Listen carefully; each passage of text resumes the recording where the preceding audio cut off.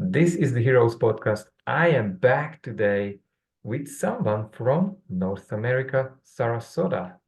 Karen, how are you? Good morning, Andre. Nice to be here. Thank you. I'm so glad that you joined. We worked out we are a bit sleepy. We just started the year, but we're gonna roll on and really speed up here because Karen Rudolf, she's a life strategist, catalyst for change, dedicated to empowering individuals on their unique journeys. With a background in nursing and years of diverse training, holding licensures and certifications, she brings a unique blend of expertise in seven pillars of health, encompassing a holistic approach to personal and professional development. Well, I want to find out a lot more about the W, but before we go into how you're helping, what you do you want to tell us, Karen, how the journey started for you? Probably the beginnings, or have you had some struggles around health? Like, how did you end up doing this? Well, I always knew I was a healer. I used to play with my Barbie dolls in the woods and thought I was healing them with plants. I would play with them and cover them in plants, and so I always knew internally I was a healer. I used to love bringing dying plants back to life, and my dad said, "Oh, you'll never make a living doing that." So I ended up going into nursing, and it was more their push for me to go into nursing than it was my desire to do that. Although it was a great experience, it wasn't my experience. It certainly gave me the ability to be compassionate, empathetic, and be present. And I loved it while it was working, but there was something missing for me. I wasn't aligned with my true north, so to speak. So fast forward, I gave up nursing to raise my family, and divorce hit. And when divorce hit, I really realized that I had given away my identity to something, my power away to someone else, to my family, and I didn't know, I lost who I was in the transition. And I started searching, and I was finding myself searching outside of myself, and rather than going within to find out who I was. So I had no self-worth. I was a doormat. I had no self-esteem. I was deflated. I was totally deflated in that space. And as I said, I had to find me. I didn't know how to do that. So I was floundering around, and I started looking at, after my former left, I had three small children, and I realized I was their first mentor. I was their first teacher, and who was I going to become if I'm sitting there in my own pity party? What am I teaching my kids? And I was in a huge pity party at the moment, which wasn't working. So I started looking outside of myself, as I said, but it wasn't until I started looking outside of myself, I looked at quantum physics, neuroscience, world religion. I was looking for something to ground myself to. And it wasn't until I started becoming more spiritual that I started my journey with it. So, And tell us, what was like, how did you figure out that you didn't live your own journey or your own path? Like, did you have that literal voice in your head, like Neo in the Matrix? Like what was the experience? Did you just go for earning money? Like, how well, did it yeah, work?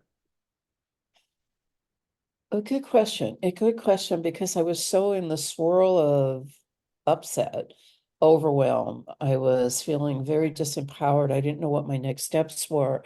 And I ended up hiring a coach. And even though it didn't work out with my first coach, I didn't know what I was looking for. Most of us in life, we go around not knowing what we don't know until, we start searching for something, and it becomes the feeling. And when you feel that something, it wasn't right, it was just this internal I'm intuitive anyway, so I knew that something was off. There was not alignment, and I didn't know the word alignment at the time. I was in my pity party, and it's like, how do you step out of a pity party? You just sort of take a deep breath and stop. And I started looking for, when I started looking for more within myself and being true to myself, I started the alignment. Everything is energy.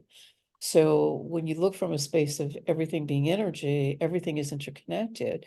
And as I said, being my children's first advocate, I had to be a stand for myself. So I delved into communication courses because I knew I had to go to court and I wanted to be a stand. So that was really my catalyst for shifting was communication and starting to own what was coming out of my mouth because words create a reality.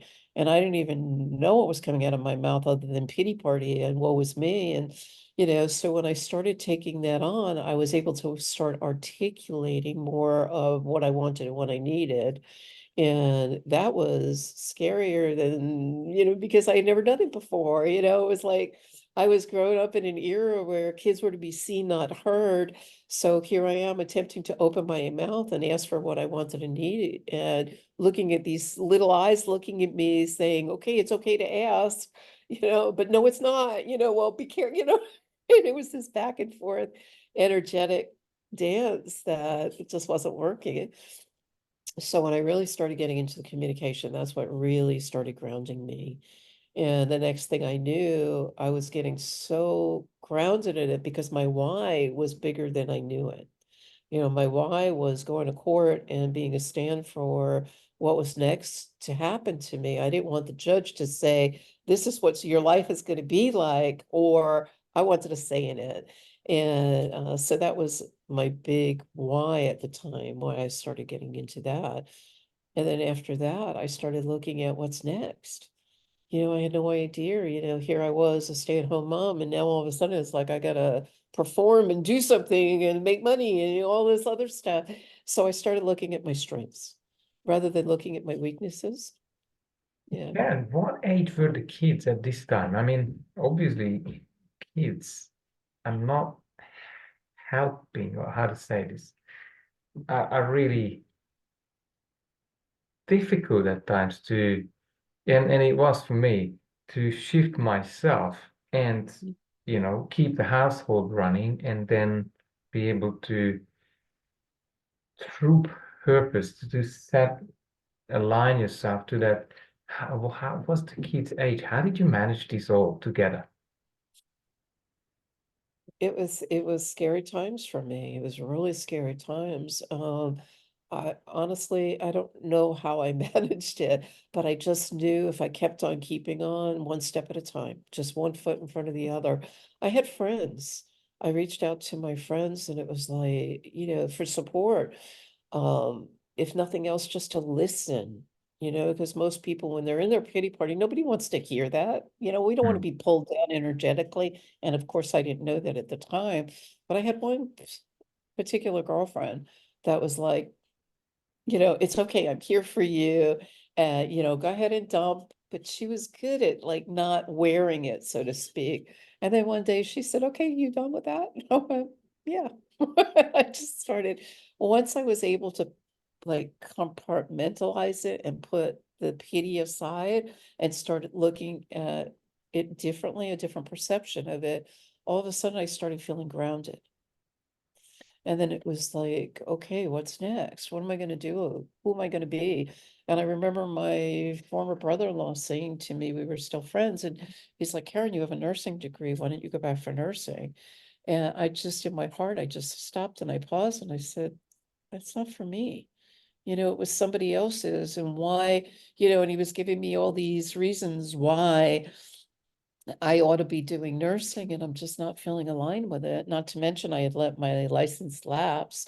I would have had to go back to get it. And yes, nursing is a very good career, a solid paycheck and all of that, but I just wasn't, I took a road of more holistic approach to life. And I realized that I'm not the only one going through this drama, for lack of better, and the trauma and the disenchantment and the disalignment and the disempowerment. And I was like, once I get through that, I'm going to start giving it back. And that's really what was the catalyst for me to start creating Tranquil SOULutions. And I've always been a very laid back sort of, people who know me will say, wow, Karen, you're really peaceful. Peaceful was taken. So I ended up with Tranquil. Mm. But, you know, it's finding the tranquility within, because we create our own, I believe we create our own dis-eases in life, right? By the thoughts we think. And every thought creates ease or dis-ease, because your body, if you look at it from a space of your body's 78 or so percent water, and every thought you think is attached to every cell in your body, and every cell is attached to an organ, which is attached to ease or disease. And when I started thinking about it, because when I was in my pity party, I was stressing to the point where my adrenals were failing, my hair, and I've got thick hair. My hair was coming out in clumps to the point where my hairdresser, my hairstylist was like, Karen, you need to go see a doctor because this is not normal. So when I started looking at those signs, it was like, no, no, no, no, no. I'm not going to let this happen to me. So I started looking at, what's possible. What else is possible? What a story. I mean, I didn't realize it was so serious health-wise for you, this breakthrough or this change that finally came about.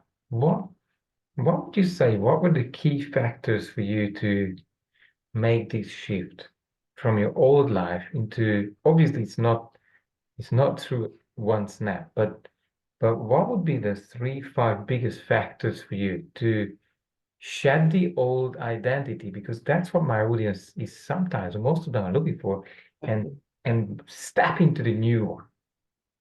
Right. So for me, when it comes to finding a new identity, so to speak, it really gets down to alignment and really getting present to your why. As I said before, a lot of people know what they don't want, but they don't realize what they do want. And once you start aligning what you want from a passionate space, from a heart space, not up here in the ego, because the ego is where the chatter is, when you bring it down here and get really present to what your why is, then all of a sudden everything starts unfolding. So what I do with my clients a lot of times when they're like, I don't know, well, we don't know what we don't know, right? Until we know it. And it takes something to shift that energy. So write it down on a piece of paper, take a paper, fold it in half, right? Everything has cause and effect in life, right? There's always going to be the negative, there's always going to be a positive, there's going to be night and day and light and dark. And when you start stepping into the light, all of a sudden a lightness, a peacefulness starts happening. And for me, personal freedom is one of my big core values. Right. So how do you get from here to personal freedom? Well, you've got to know yourself. So something as simple as folding that paper and writing on all these, here's a list of all the things I don't want. What's the opposite of that? Right? It could be that simple. It could be a little more challenging when you're not used to doing it. Well, you weren't used to driving, but you had to start someplace. So I use driving as an analogy. We all always, when we start driving, we're really excited. We really want to drive, but how do I do it? And you're sitting next to your mom, your dad, or whoever your person is. And it's like, do I put the key in first? Do I strap my seatbelt? Do I mess with the mirrors? Like, you get your rhythm down, just like in life. You get a rhythm down, and now you get behind the wheel of a car, you just drive, you don't think about it, right? But at the beginning, if you go back to that feeling of like, oh my God, it's the same thing with anything you do. So if you choose, right, it's a choice to step into a different identity, then it's like, how do I, where do I begin? Not how do I, where do I begin? And when you start the self-inquiry, all of a sudden it's like those little baby steps become, the momentum to start driving the car to get further to where you want to be. Would you say this question just popped in my mind? If people have not yet made to that, let's say, true freedom, their style of freedom, would you say if we were able to just shift their reality and they would have that freedom, probably they would not be ready and mature to use that magical, here is the life that you wanted. So the journey is as important as the outcome as well. Absolutely. Absolutely. The journey is so important because everything is a lesson. People come into our lives for a reason or a season. For me, in a spiritual context, everything is energy. Everything is a lesson. So everything is a message. So, for me personally, I relate with nature. Some people relate with billboards. Some people relate with reading context. Whatever it is for you, when a squirrel runs by, I stop and I pause and I went, oh, the message the universe is giving me is to pause and start playing a little more, because I get too significant. Or I'll hear something. If I hear it 2 or 3 times, there's a message in that. What's that message for me to learn? So no, you don't step into it and poof, you're there. It's more of a context of, what's the lesson, and everything builds upon everything else. So there is no magic poof answer, but there's a willingness to want to shift. When you have that willingness, the universe will bring it to you. Ask, knock and it's given, ask and the door will open. Well, that's true in everything in life.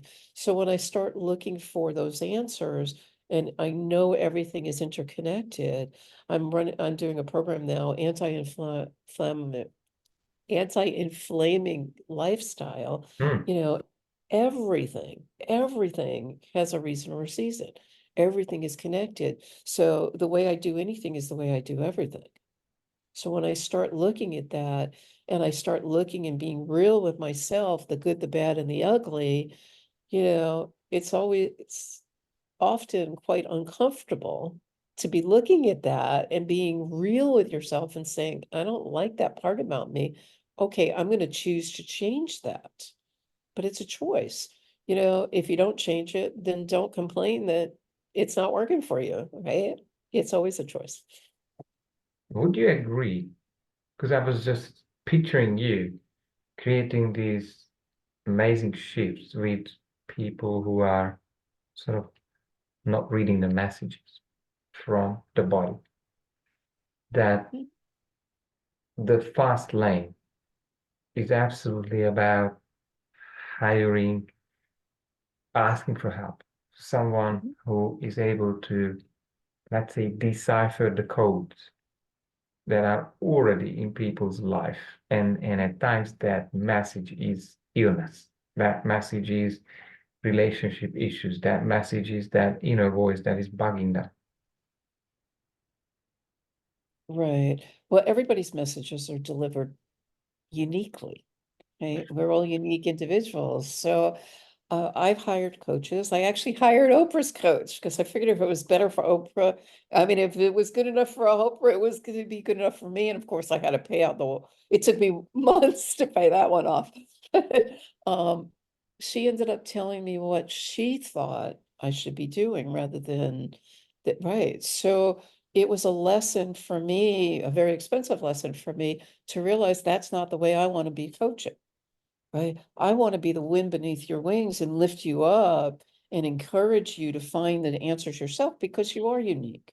You are different. So when I look at my clients, I look at them uniquely. And when they're telling me what their messages are, I have an idea, but I can't tell you this is going to be your truth. I Mm. can guide the way and say, perhaps, it's all perception. What are you feeling? Right. It always gets down to the feeling. If it feels good for you, that's that's what if you're in your head and you're going, oh, the message means XYZ, but you're not really feeling happy about it, then you're making that up.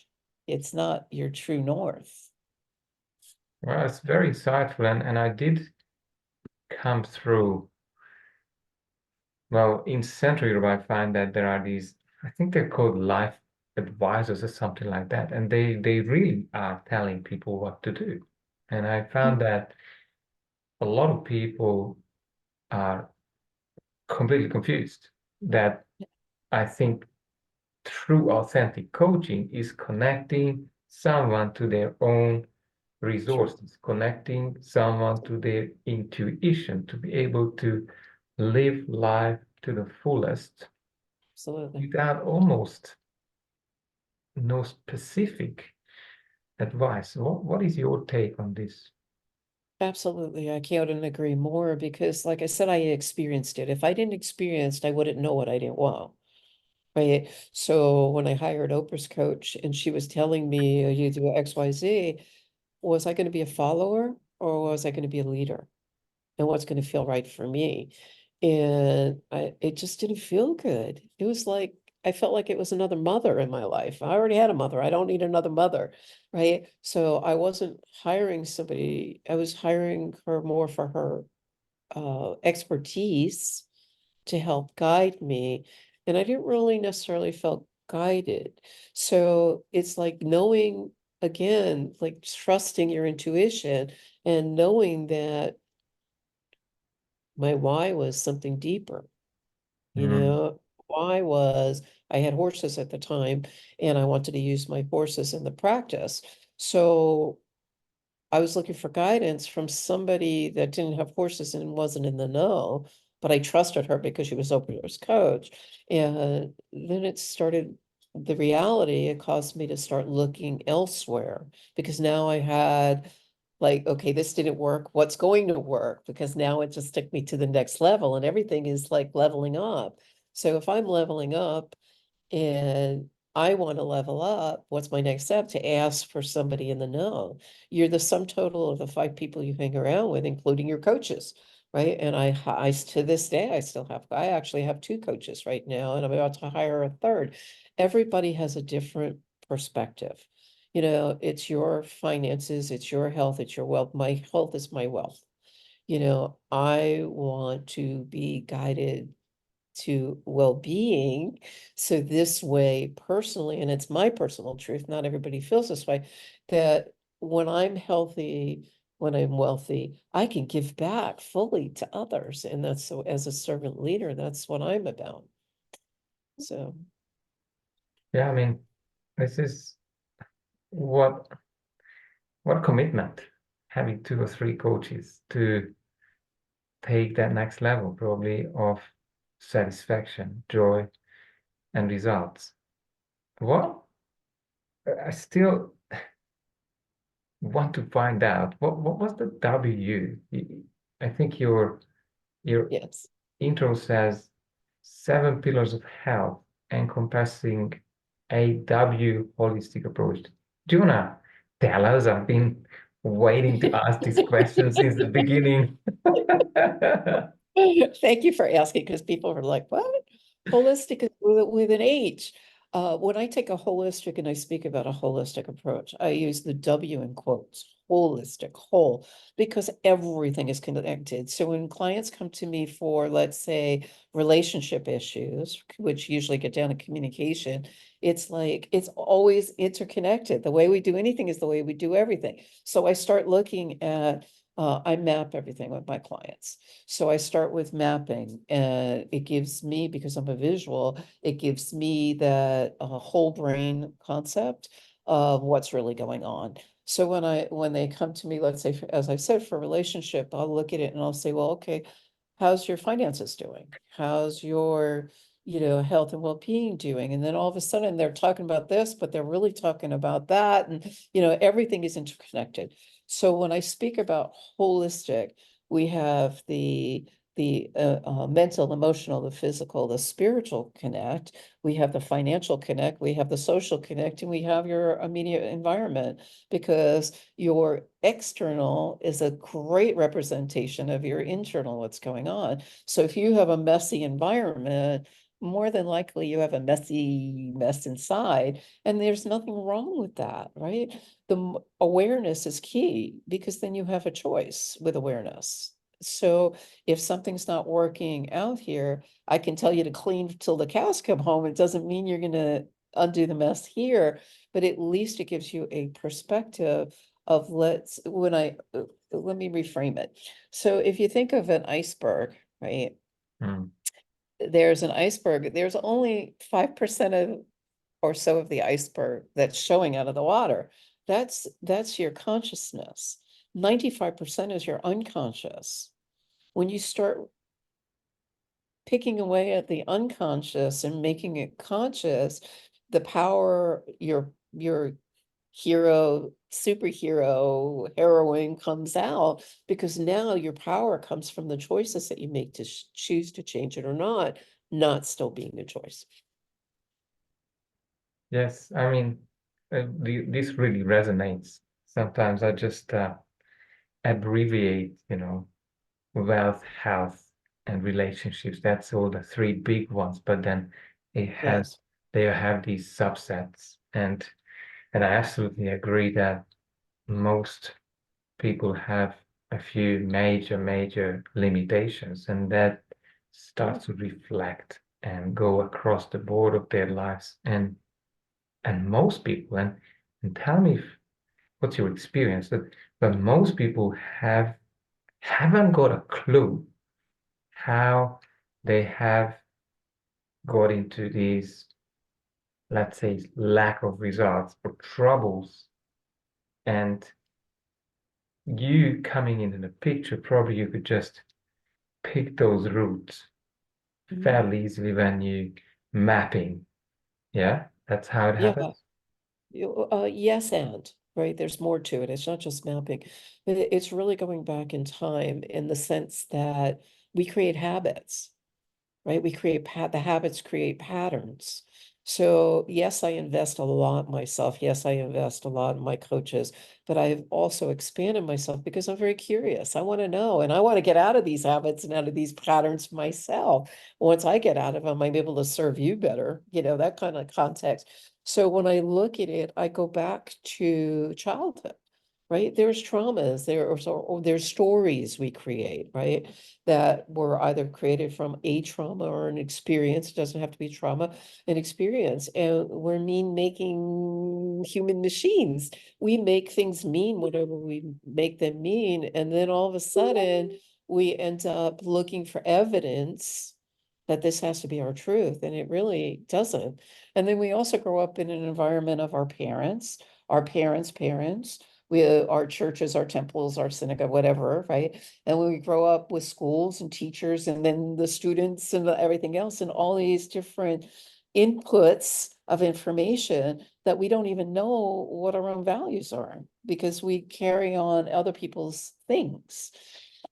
So when I start excavating with my clients, we start looking at what's true for them and what they want to be true for them. And that's what also helps shift the identity to create that authentic self.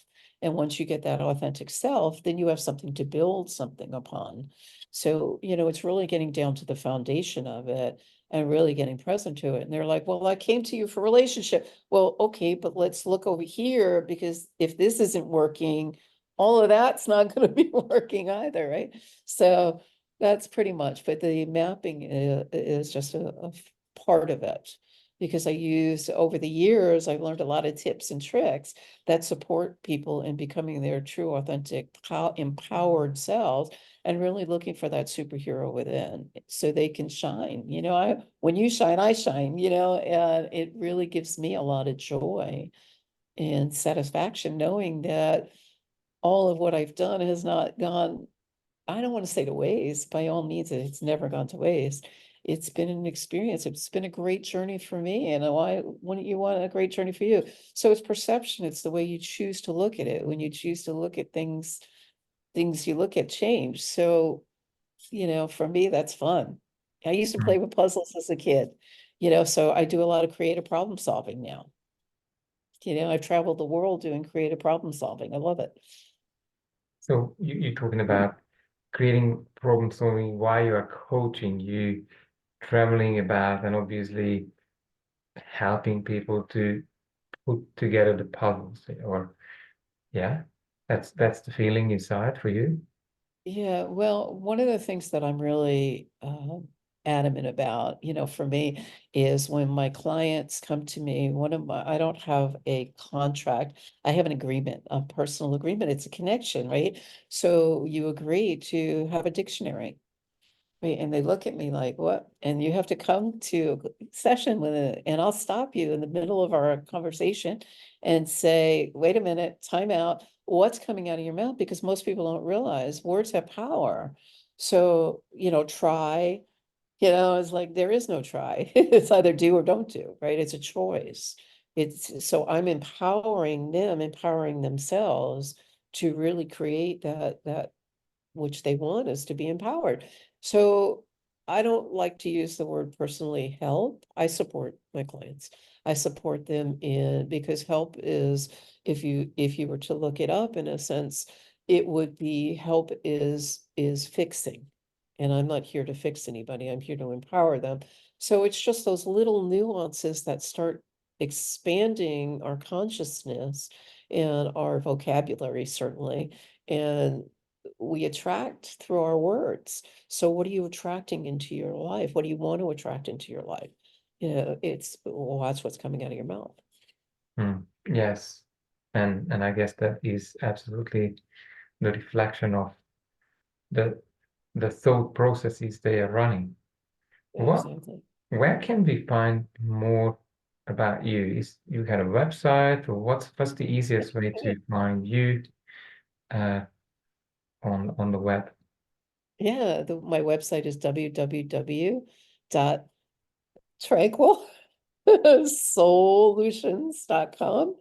Um, Karen Rudolf with an F on Facebook, on any of the social medias. I'm on all of the social medias, and I answer all of anybody who responds to me. I respond back. It's me. You'll actually get me. If you're in my groups, like I do lives in my groups. So I make myself very accessible because I believe givers get. And I love to give. So I give away a lot of stuff. If you go to my website, I'm giving away a PDF right now for the new year. I'm starting a program all about anti-inflaming lifestyle, anti-inflaming your life. And it's the new year, a new you. Why wait? Why wait to a new year to make a decision to change? Do it whenever, but just do it. It's a choice. What would you be celebrating in 5 years' time if things went very well for you? I would be celebrating great health, great abundance, and a lot of joy. And and what are you doing? What do you love doing when you're not working? I love nature. I am a nature person, so I'm out there kayaking all the time. I have one horse left. My horse died at the beginning of last year, and so I find just going and being with him is just so relaxing for me. So it's really finding things that help ground me, because when I'm grounded, doing what I love doing, and I love dancing, and, physical movement. Whenever I get out in nature, it just grounds me. So when I come back, I'm more present to what I want and what I need. Fantastic. Um, I'm wondering what I haven't asked that you wanted to share with us today as we are drawing to near the end of this interview. What have I not asked? What is so important for you to share that didn't come out in this conversation? I think what really resonates intuitively for me is know yourself. To thine own self be true. Shakespeare said it in 1533, I believe it was, in the play Hamlet. To thine own self be true. It's also biblical. When you know yourself, you know others. You can maneuver through life more with ease. and grace. And it's always about shifting perception, the awareness, create an awareness, and then choose. It's constant choice. I have so many clients that can't make a decision because they never learned how to make a decision. Right. And a decision is a choice and you choose. And sometimes it's uncomfortable, but it's when you get to the other side, you find such joy. You're like, wow, it's not really as tough as you thought. It's like driving the car again, right? It's not as tough as you thought. It's just practice, practice, practice, practice. Well, interesting topic that you brought up because, and tell me what's your view, but I see a trend to, let's say, disempower population these days where people are getting used to that someone else is making decisions for them. So they are almost not conditioned to make decisions. And unfortunately, governments are displaying, I believe, this, we will take care of you. How do you see your role? Well, for me, again, being true to myself, because nobody can take my thoughts away from me. Nobody can take my words away from me. Um, they might disempower me, but I always want choice. I always want choice. I don't always have choice, obviously, what you said, the governments and so on and so forth. There's always going to be political change, but at least if I have the power to choose, I have the power to see things clearer, what's going to work for me, what's not going to work for me. I know it's different around the world. Some people just don't have that power. But as long as I'm living in a free society, I would like as much power as possible, to have those choices, to make those choices. And if it doesn't work here, have the power to choose to leave or go someplace else or explore someplace else. So having a curious mind really has supported me in opening up different possibilities to what's possible by asking different questions of myself. I do a lot of self-reflection. My work with my clients is a lot of self-reflection, which empowers and creates new neural pathways to empowerment, self-authentic, being authentic, being your true, guiding your true north. So, That's powerful. And I believe a good coach or probably someone who has done well, that guiding force, they come to the point where they let go. People who are now self-empowered, because self-empowering means they don't need you or me right, anymore. Would you agree? exactly. I would agree because my goal is I believe, right, it's just my personal belief that um living your authentic life, you're empowering yourself to make your choices, right? So when I hire coaches, it's not to tell me what to do or how to do it. I've gotten to a place now where I can step out of judgment. I've gotten through forgiveness. I've gotten through so many different spaces in my life. And I believe when you get to a place of letting go of the judgment and the assessments and the expectations, that's where my personal freedom lies. And my goal is to get my clients to that space.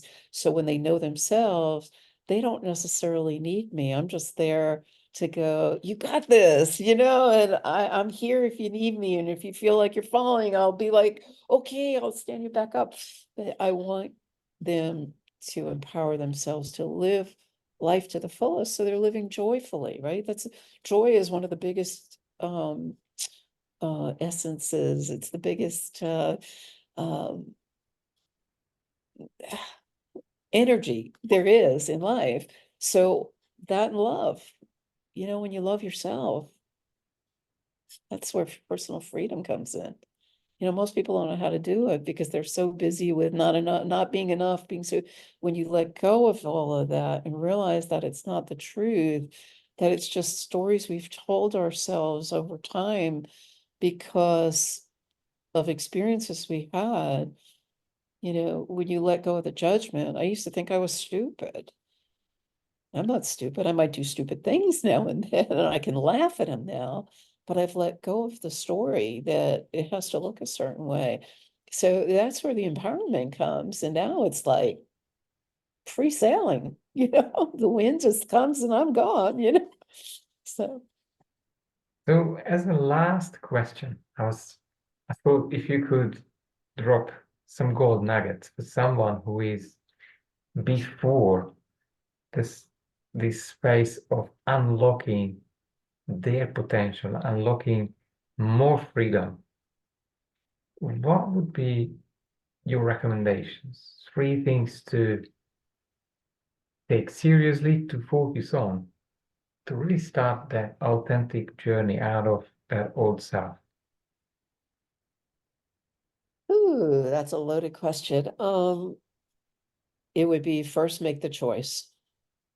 Make the choice. Why are you making the choice? Something is occurring, whether negative or positive, something's occurring. Make the choice to change. Choose to change.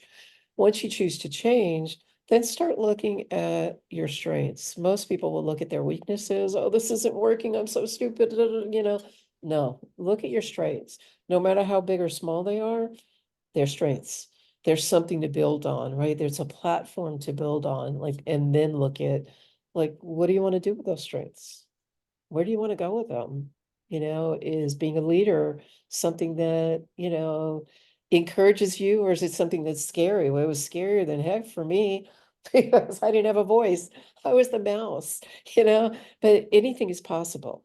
So when you know that anything is possible, shoot for the stars and just take one baby step at a time. People say, "Oh, I want to make $1 million." Okay, how are you going to make $1 million? How do you eat an elephant? One step at a time, right? You're not going to go, if you keep shooting for the $1 million, you're going to be thwarting yourself over and over again and shooting yourself down because you haven't taken the steps that are going to get you. And every step builds, every step builds. And the more you stick with it, the more potential you're going to have to get there. Unbelievable. Thanks very much, Karen. It was enlightening to have these conversations and your views from the other side of the world. Thank you very much, and we hope to Oh, see it's you my pleasure. again. Absolutely. Thank you so much. Thanks.